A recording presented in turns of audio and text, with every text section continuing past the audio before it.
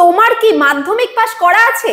তোমার বয়স কি 18 থেকে শুরু করে 41 বছরের মধ্যে? তাহলে তোমার সামনে সুযোগ রয়েছে রেলে চাকরি পাওয়ার, আর তাও কি রেলের গ্রুপ ডি পোস্টে, যেটার স্যালারি হয়ে যাবে 48,000 টাকা পার মান্থ। তাহলে এরকম একটা বেতনের যদি তুমি চাকরি পেতে পারো, তোমার জীবনটা তো বদলে যাবেই, আর তার সাথে সাথে তোমার পরিবারের জীবনও বদলে যাবে। তাহলে এই যে তোমাদের জীবনটা বদলাতে তোমাকে কি করতে হবে? একটা মাত্র পরীক্ষা দিতে হবে, কোনো প্রিলিমস মেন্স ইন্টারভিউ না, একটা মাত্র শুধু পরীক্ষা, 4টে বিষয় পাস করতে পারলে তুমি কিন্তু পেয়ে যাবে রেলে চাকরি। তো সেই রেলে গ্রুপ ডি চাকরি নিয়েই আজকে আমরা কথা বলবো। আজকে কথা বলবো রেলে গ্রুপ ডি যে চাকরিটার কথা আমি বলছি, সেটার ফর্ম ফিল আপ কিন্তু এখন চলছে। কতদিন অবধি ফর্ম ফিল আপ চলবে, কি যোগ্যতা লাগছে, কি বয়স লাগছে, আর তার সাথে এই যে চাকরিটায় কি পোস্ট আছে, কোন পোস্টে কত ভ্যাকেন্সি আছে, কোন পোস্টের জন্য তুমি অ্যাপ্লাই করবে, তোমার জন্য কোনটা ভালো হবে, কোন শহরের থেকে তুমি অ্যাপ্লাই করবে যেখানে কিনা কাট অফটা একটু কম যাবে, যাতে তুমি পাস করতে পারো। তো সেই সব কিছু বিষয় নিয়ে আজকে আলোচনা করব। সবাই ফর্ম ফিল আপের আগে কিন্তু এই ভিডিওটা পুরো দেখে যেও, যাতে কিনা ফর্ম ফিল আপে তোমাদের ভুল না হয়। ফর্ম ফিল আপে ভুল হয়ে গেলে বা অন্য কোনো শহর যদি চুজ করে ফেলো, তাহলে কিন্তু তোমাদের পরবর্তীতে সমস্যা হবে, পাস না করতেও পারো। তো চলো দেখা যাক। প্রথমেই আমরা দেখে নেব যে এর ডিটেলস। প্রথমেই দেখতে পাচ্ছি রেলে গ্রুপ ডি ডিটেলস। দেখো রেলে গ্রুপ ডিতে কবে থেকে অ্যাপ্লিকেশন শুরু হয়ে গেছে? 23শে জানুয়ারি 2025 থেকে। কতদিন চলবে? 22শে ফেব্রুয়ারি 2025 অবধি অ্যাপ্লিকেশন চলবে। কি বলছে? ফি পেমেন্টের ক্লোজিং ডেট কত রয়েছে? 24শে ফেব্রুয়ারি 2025 পর্যন্ত।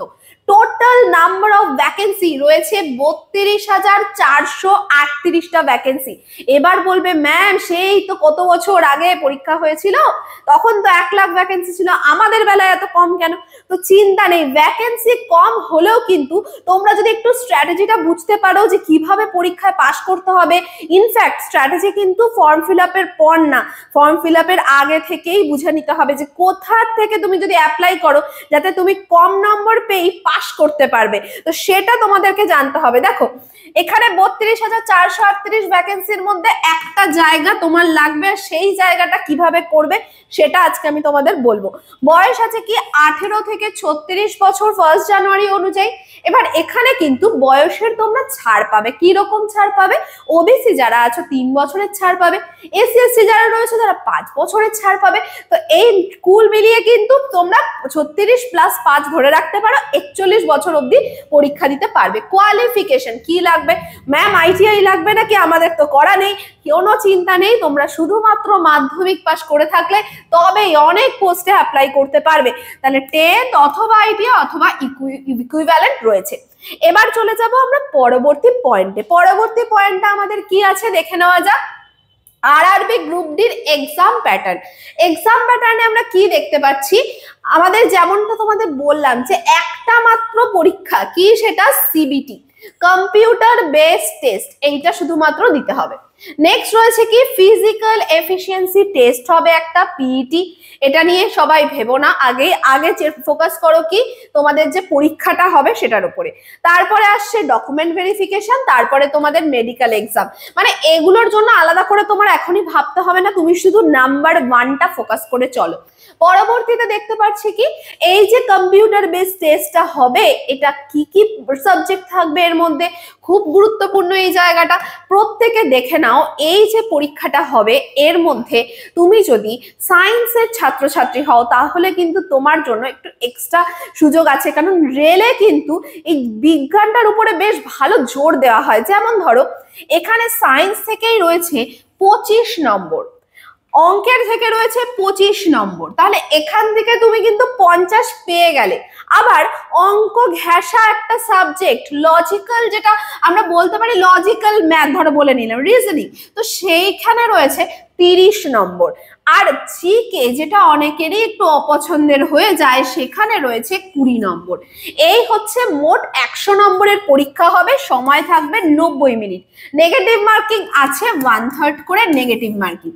এবার বিষয়টা হলো এই অঙ্ক, রিজনিং আর বিজ্ঞান, এই তিনটে জিনিস নিয়ে তোমাদের ভাবতে হবে না। অঙ্ক, রিজনিং, বিজ্ঞান এগুলো আমিও ভিডিও দেবো। অঙ্ক তো স্পেশালি আমি এই 25 নাম্বার কিভাবে তোমরা তুলবে ডিটেলসে বলবো, যে কোন চ্যাপ্টার থেকে কি কি প্রশ্ন এসেছে, কতগুলো করে প্রশ্ন এসেছে, যা যা করিয়ে দেবো তোমাদের। সেই টপিকের বাইরে থেকে তোমাদের কোনো প্রশ্ন আসবে না, তো টপিক পুরো তোমরা পেয়ে যাবে।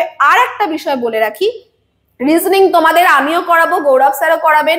এদিকে তোমাদের জেনারেল সায়েন্স সন্দীপ স্যার করাচ্ছেন, প্রত্যেকটা ভিডিও দিচ্ছেন, প্রত্যেকে দেখতে থাকো।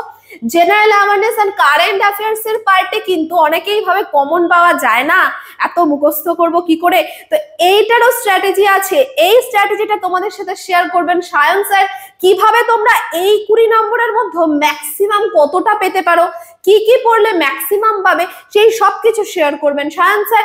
এই হচ্ছে 100 নাম্বার। 100 নাম্বারে কত পেলে তুমি পাস করবে সেটা আমি এক এক করে বলবো। তার আগে বলে রাখি, তোমরা যারা ভাবছো যে এখানে আমাদের ফুল মার্কস পেতে হবে, আমাদের ম্যাক্সিমাম মার্কস পেতে হবে, এবার কিভাবে ম্যাম প্রস্তুতি নেব, তাদের জন্য বলে রাখি যে তোমরা আমাদের একটা ফ্রি সেমিনারে অংশগ্রহণ করতে পারো, যেখানে আমরা তোমাদের বলবো যে স্ট্র্যাটেজিটা কি হবে এই পরীক্ষাটা পাস করার জন্য। এর কিছু ডেমো ক্লাস আমরা তোমাদেরকে দেখাবো, যে কিভাবে পড়াশোনা করতে হবে, কি কি পড়তে হবে, এবং আমাদের প্রত্যেকজন যে স্যার ম্যামরা রয়েছে প্রত্যেকের ক্লাস তোমরা সেখানে দেখতে পাবে। তো এই ডেমো ক্লাসটাই তোমরা যদি জয়েন করতে চাও, যোগাযোগ করো 9088890080। এটা যেমন অফলাইনে হবে তেমনি অনলাইনেও হবে। তোমরা এই নাম্বারটায় যোগাযোগ করতে পারো 9088890080 অথবা 9088890010, এই নাম্বারেও যোগাযোগ করতে পারো। তো এই যে সেমিনারটা যেটা বলছিলাম একদম ফ্রিতে করা হবে, একদিন নির্দিষ্ট ডেট দেওয়া হবে। তোমরা এই নাম্বারে ফোন করে নিজেদের নামটা লিখিয়ে রাখো, টাইমটা শুনে রাখো, তারপর তোমরা ওখানে জয়েন করো। অনলাইনের ক্ষেত্রে আমরা লিংক দিয়ে দেবো। অফলাইনে আমাদের ইনস্টিটিউট বারাসাতে রয়েছে, বারাসাতে আমাদের হরিতলা ইনস্টিটিউট রয়েছে কেএনসি রোডে, তো ওখানে আইবিটি বারাসাত ইনস্টিটিউটে এসে তোমরা ক্লাসেস করতে পারো, সেমিনারটায় অংশগ্রহণ করতে পারো এবং ডেমো ক্লাস করতে পারো ফ্রিতে। এবং তারপরে তোমরা নতুন ব্যাচেও অ্যাডমিশন নিয়ে নিতে পারো। নতুন ব্যাচের ব্যাপারেও জানতে এই নাম্বারগুলোতে কল করে নাও। এবার আমি চলে আসবো, চলো পরবর্তী পয়েন্টে। পরবর্তী পয়েন্ট কি আছে, ফিজিক্যাল এফিসিয়েন্সি টেস্ট। যদিও আমি বললাম এক্ষুনি ভাবার দরকার নেই, একবার তোমাদের বলে দিচ্ছি কি লাগছে। এখানে বলছে যে 35 কেজি ওয়েট নিয়ে মেল ক্যান্ডিডেটদের জন্য 100 মিটারের একটা রান হবে কি 2 মিনিটে, একটাই চান্স পাওয়া যাবে, এটা একটা। and should be able to run for a distance of 1000 meters in 4 minutes and 15 seconds। 4 minute 15 সেকেন্ডে 1000 মিটারের একটা দৌড় হবে। তো এই হচ্ছে দুটো। আবার সেম রয়েছে ফিমেল ক্যান্ডিডেটদের জন্য। ফিমেল ক্যান্ডিডেটদের জন্য দেখো, এটা যেমন 35 কেজি ছিল, এটা হয়ে গেল 20 কেজি ওয়েট, কমে গেল। এখানে যেমন ছিল 100 মিটার, এখানেও রয়েছে 100 মিটার। এখানে ছিল হচ্ছে 2 মিনিটে, এখানেও রয়েছে 2 মিনিটে। আর এইদিকে যদি আমি আসি, এইদিকে 1000 মিটারই কভার করতে হবে 5 মিনিট 40 সেকেন্ড সময়। এটাই ছিল 4 মিনিট 15 সেকেন্ড, এখানে রয়েছে 5 মিনিট 40 সেকেন্ড। এই হচ্ছে পার্থক্য। কোনটায় ফোকাস করবে, পড়াশোনায় ফোকাস করবে, সিবিটি 1-এ ফোকাস করবে, ওটায় পাস করলে এটাও আস্তে আস্তে উঠে যাবে। ওকে, চলো এবার আসছি আমি মেন যেটা কাট অফ, কত পেলে পাস করবে। দেখো আমি যদি প্রত্যেকটা জোন ওয়াইজ তোমাদের বলি, কি আছে, চণ্ডীগড়ে কত গেছে কাট অফ ইউআর এর, সব ইউআর এর বলছি, বাকিদেরটা আপনা আপনি একটু একটু কমবে। দেখো 70.98, রাঁচিতে গেছে 70.64, কলকাতায় 69.60। কলকাতা থেকে কে কে দেখছো বা কারা কারা অলরেডি ভেবে রেখেছো কলকাতা থেকে অ্যাপ্লাই করবে, তারা প্রত্যেকে কমেন্ট করো। আর তার সাথে বলে রাখি, আমি তো তোমাদেরকে বললাম যে অঙ্কের যে কিভাবে পড়তে হবে, কতগুলো করে কোশ্চেন এসেছে আগের বছর প্রত্যেকটা টপিক থেকে, সেটা আমি তোমাদের বলে দেবো। কিভাবে কোন দিন কোনটুকু পড়তে হবে সেটা বলে দেবো। তো সেগুলো যদি জানতে চাও পার্ট 2 লিখে প্রত্যেকে কমেন্ট করো। আচ্ছা, এবার আসছি কি গোরখপুরে 69, এইভাবে প্রত্যেকটা দেখো আমি কাট অফ লিখে রেখেছি। এবার এই কাট অফের সাথে আমি যদি বলি যে আমাদের পোস্ট ওয়াইজ ভ্যাকেন্সি কি আছে, দেখো আমরা দেখতে পাচ্ছি সব থেকে বেশি ভ্যাকেন্সি রয়েছে পয়েন্টসম্যান বি তে 5058টা।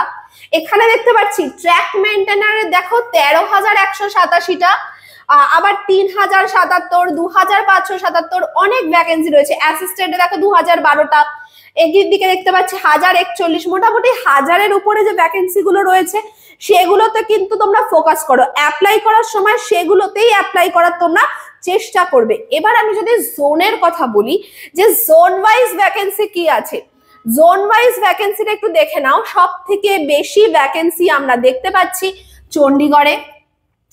এবার দেখো তুমি ভাবলে কি যে না চণ্ডীগড়ে আমার ভ্যাকেন্সি বেশি আছে তাই আমি এখানেই অ্যাপ্লাই করব। দুটো জিনিস আমাদের মাথায় রাখতে হবে, এক হচ্ছে ভ্যাকেন্সি আর একটা হচ্ছে কাট অফ। ভ্যাকেন্সি বেশি থাকতে হবে, কাট অফ কম থাকতে হবে, সেই জোনই কিন্তু সেফ জোন। তুমি যদি সেখানে অ্যাপ্লাই করো, এক তো তোমার অনেক বেশি ভ্যাকেন্সি আছে, আর এক সেখানে কাট অফটা কম যাবে, তোমার চাকরিটা পাওয়ার সম্ভাবনা অনেক বেড়ে যাবে। তো এরকম করে আমরা যদি দেখি চণ্ডীগড়ে ভ্যাকেন্সি আছে 4,785টা। চণ্ডীগড়ে আমরা কাট অফটা দেখে ফেলি, দেখা যাক চণ্ডীগড়ে কাট অফ দেখো 70, তাহলে এটা কি ভালো? ভ্যাকেন্সি তো আছে কিন্তু কাট অফ তো সবার উপরে চলে গেছে, তাহলে এটা তোমাদের জন্য ভালো না। চণ্ডীগড়ে তাহলে অ্যাপ্লাই না করলেও পারো। এবার আমরা ঠিক এইভাবেই যদি তোমরা এই পুরো জিনিসটা দেখো তাহলে তোমরা বুঝতে পারবে তোমাদের জন্য কোনটা ভালো। তবে তোমাদেরকে আরেকটু বুঝতে সুবিধা হওয়ার জন্য আমরা নিয়ে এসেছি দেখো green zone, yellow zone, red zone. Green zone মানে যেটা তোমার জন্য সেফ। কোথায় কোথায় সেফ দেখো, আহমেদাবাদ, চেন্নাই, গুয়াহাটি, বিলাসপুর, এই 4টে জায়গায় অ্যাপ্লাই করা তোমার জন্য সেফ। যদি তুমি ইয়েলো জোনে থাকতে পাও তাহলে একটা মডারেট চান্স আছে তোমার চাকরি পাওয়ার। প্রয়াগরাজ, ভুবনেশ্বর, ভোপাল, মুম্বাই, পাটনা, সেকেন্দ্রাবাদ এখানে।